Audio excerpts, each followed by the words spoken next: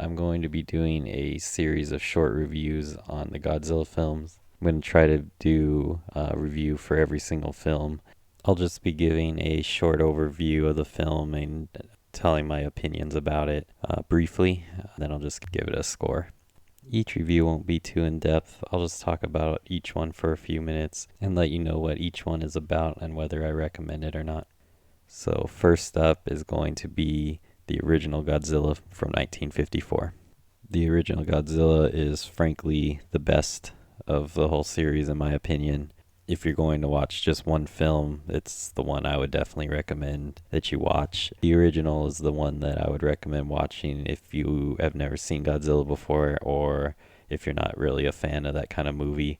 I would still recommend seeing this one at least.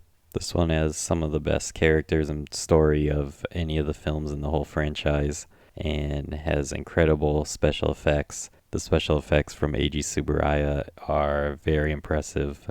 He uses miniatures that are extremely lifelike and look really incredible, especially for its time. The film has a legendary score by Akira Ifukube that is extremely memorable.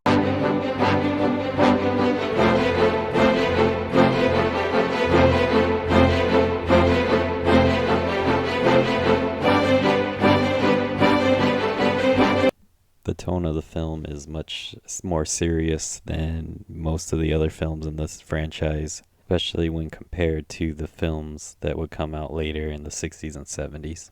Godzilla in this one is a real threat that causes a lot of destruction and is a metaphor for the atomic bomb.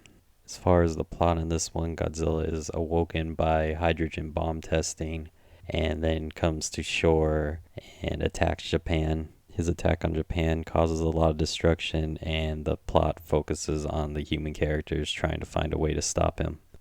I'm sure most people know the plot to this one, but I won't get too into it and not spoil anything just in case you haven't seen it, because I do recommend everyone watches this one.